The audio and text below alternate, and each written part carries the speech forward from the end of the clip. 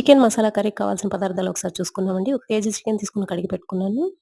ఇది చికెన్ మసాలా. దీనికోసం నేను 2 ఉల్లిపాయలను కట్ చేసి పెట్టుకున్నాను. కొద్దిగా కొత్తిమీర, పుదీనా, హాఫ్ కొబ్బరి చిప్ప తీసుకొని చిన్నగా తరిగి పెట్టుకున్నాను. 4 వెల్లుల్లి రెబ్బలు, కొద్దిగా అల్లం ముక్కలు, 3 స్పూన్ల ధనియాల పొడి, 2 స్పూన్ల కారం పొడి, 2 స్పూన్ల ఉప్పు, 1 స్పూన్ పసుపు పొడి తీసుకొని మిక్సీకి వేసుకొని ఈ విధంగా పేస్ట్‌లా చేసుకున్నాను.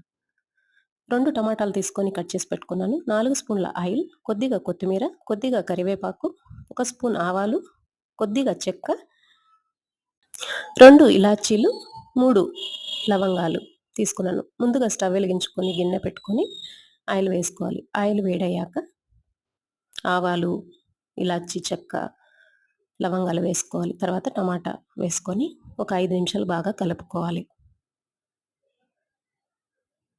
5 నిమిషాలు కలుపుకున్న దాని తర్వాత చికెన్ మసాలా ఉంది కదా! చికెన్ మసాలా వేసుకోవాలి. వేసుకొని ఇంకొక 5 నిమిషాలు బాగా కలుపుకోవాలి. పచ్చి వాసన రాకుండా ఒక 5, 10 నిమిషాలు బాగా కలుపుకోవాలి. సన్న మంట మీదండి. తర్వాత మూత పెట్టేసుకొని తీసుకొని కడిగిన చికెన్‌ని వేసుకొని కలుపుకోవాలి. కలుపుకొని మూత తీసి 2 గ్లాసులు వాటర్ పోసుకొని మళ్ళీ మూత పెట్టుకొని 15, 20 నిమిషాలు బాగా ఉడకనివ్వాలి. తర్వాత తీసుకొని వేరొక గిన్నెలోకి సర్వ్ చేసుకోవడమే. ఉప్పు చూసుకొని గార్నిష్ చేసుకోవాలి.